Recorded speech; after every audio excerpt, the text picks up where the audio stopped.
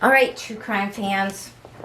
Hi, it's me, Patti Lee, and I am back with episode 12. It's May 10th. This is our second case. This is the case of Vicky White and Casey White. You may remember we spoke about them last week. They did a jailbreak together. Casey was a convict in Lauderdale, Alabama, in a detention center there. And Vicky was an assistant director of the detention center. Right? So apparently, and there was supposition last week that she was not a victim, she wasn't taken hostage, because he had tried to do this once before. Oh no, True Crime fans. You're going to need your bottle of 19 crimes, because they've committed about 19 of them, if not maybe a little bit more. So let's do our swirling. How are the legs? Bouquet. Smells like a crime. Here's to justice. All right. So between last week, when this had just happened, and this week, here's what's gone down. So they were gone for 10 days almost. So when I talked to you, they had just disappeared. Like it was like the fourth day of them being on the lam together. And I believe it was Tuesday, the 3rd, last we spoke. And we had just heard, like that minute before I recorded, that they had a Ford Edge, and it was like an orange one. And we thought that was strange, because why would you pick an orange car if you were going on the lam? But anyway, since that time, so people looked over all the footage, and one thing they did see that showed that she was probably in on it was when they walked into the area, she had it was bad form to have the door to the jail and the door outside was open, as well as she was walking in front of him, so she had her back to him. So you don't have your back, especially when you're on your own with a prisoner. You make them walk in front of you in case something happens. And you typically, listening to Duty Ron, Ed Wallace was on Duty Ron and explained this very well, that you would have sort of like moving through a container ship where you have like sections and each would go on and off. Or if you've ever been in a jail, like walking, you only get in one section, then the next section, so that there's no running, right, and escaping. Even vehicles go through gates where you get into one section, both gates are down, so only one is open. So again, it seems like the gate for the car to leave was already open, which it shouldn't have been. The bay was open, so that before the prisoner was in the car. So that was some of the signs. And then we found out she had sold her house, and she sold it. She had property with it. She had sold it for way less, and she took a cash offer. So obviously she had a lot of cash. She had been living with her mom for 5 weeks, saving money. She took all her money out of the bank. That's more cash. And then as the days ticked by, we found out she had procured false documentation for who she had, and she used a false name and ID to buy a car. That was the Ford Edge that they found abandoned by the side of the road, about 2 miles north. And they're like, some people are like, well, was that a bright orange car and they just left it? Were people trying to throw them off? Right? Like maybe they went exactly the opposite, because maybe they're going to the coast, to Florida or Mexico. Okay. So, and then further on in the week, more recently, like around Friday or Saturday, they're like, she was spotted, still like in Tennessee, in an adult book. Look at me, I'm trying to wink and hurting my eyes. Dyslexia, right? In an adult bookstore. But they wouldn't say what she bought. So, and Duty Ron had a very good idea that perhaps they knew at the time, obviously. They had lots of wigs when they found them. Yes, they were found. So I'll get to the big finish. They found them. They found them because just north of Tennessee, as you go into Indiana, right over the Ohio River, like those states sort of like go together there. And he had taken a truck into was getting it washed in a car wash, and he was caught on surveillance, and the car wash person was watching surveillance and just noticed he was acting squirrely. this really tall guy. So, it's national news. But he was in this truck. But the trucks had Tennessee plates, and they were in Indiana. So that made him think, uh-oh. And he tipped off the police. But the police also said somehow that they were also looking. Everybody, the marshals, everybody's looking for these people, right?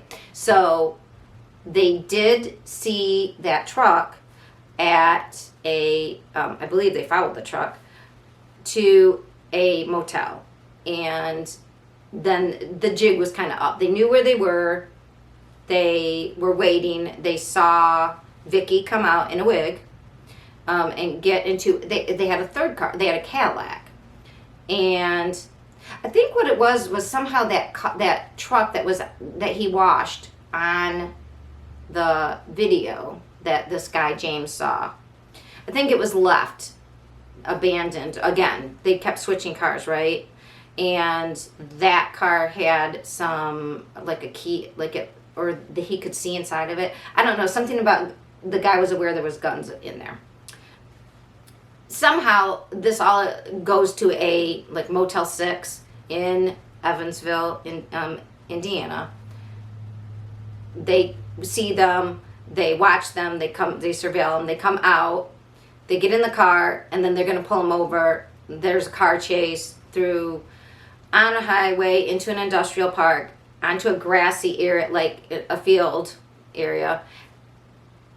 They then did one of those maneuvers to stop them, and what the person driving couldn't see, and it's been reported it was Vicky, but then now they say it was Casey. Duty Ron says no, they're reporting that was a mistake, that actually she was driving because he was doing drugs. I don't know if that is true. That is a grapevine little squeezy rumor. Just a squirt. We don't know. But what we do know is that they stopped the car right there. 3 of their cruisers rammed into this and into the vehicle they were driving, which was a Cadillac. It was another car Vicky had bought with another alias. Went into a ditch and they hit it. So it didn't look like the driver knew there was a ditch there. So because they hit it, basically we're going right towards it, and then the cops did that little maneuver, and so it flipped. It didn't just stop them; it flipped them. Apparently, right at the end of the chase, there's a 911 call from Vicky saying, I have a gun up to my head and I have my finger on the trigger and I'm going to pull it. Okay. Maybe she wanted the cops to back off. That's not it. Again, this just happened Monday. So they had the news conference today. Oh, big crash. They get out, the 6'11" Casey, the convict. First thing he says to him is, she shot herself. I didn't do it. Help my wife. Okay, we don't think they're married. Maybe they got married. Maybe that deserves another drink, right? To the happy couple. Not so happy to Vicky and her memory. Vicky did die. That's right, people.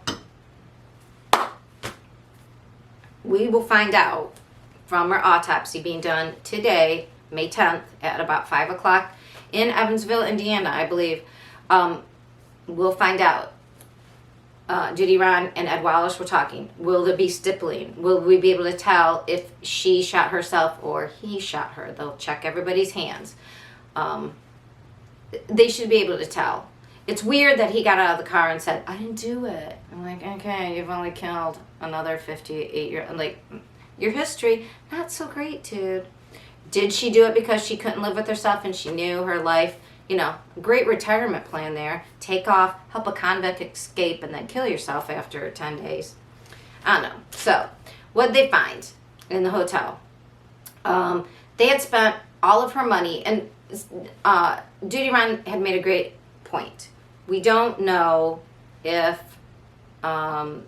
she had spent all that money, right? We don't know how much money she had, on hand. Because when you sell a property, yes, she took $95,000 for a property that was worth over $200,000, and she got it in cash, but did she have to pay the bank something back? Because did she owe anything on that?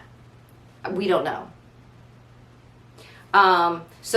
But whatever she did have in cash, she's now purchased 3 cars, and apparently she, purchased them legally, meaning she found somebody, like they spent $65,000 on the truck from an individual owner, like buying used cars from people who have it out in front of their house, which is a little different, obviously, than, you're offering them cash.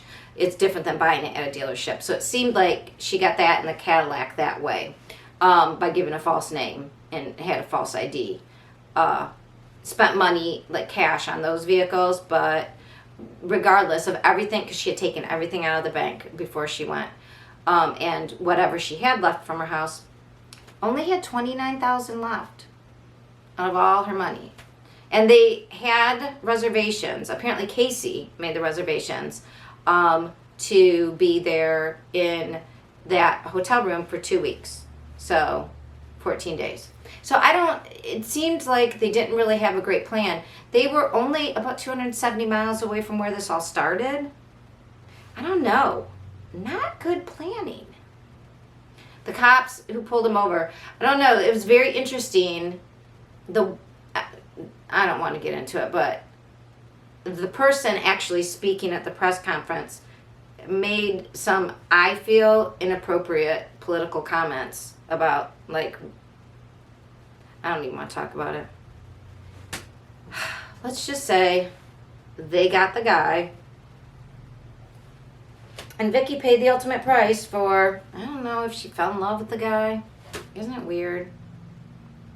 It's all very sad. All right, so we will hear more about, did Vicky really do it to herself, or did he do it? They'll have ballistics. Oh, and in the car was also the money, the cash. They did find a bunch of guns and weapons in the car, as well as the money. They were making a run for it, and I believe Casey said they were going to have a huge shootout with the law enforcement. So it is very good that, it's not good that she, had everything end. I don't think that's great when people die. I really don't. It's great they caught him. He's a danger to society.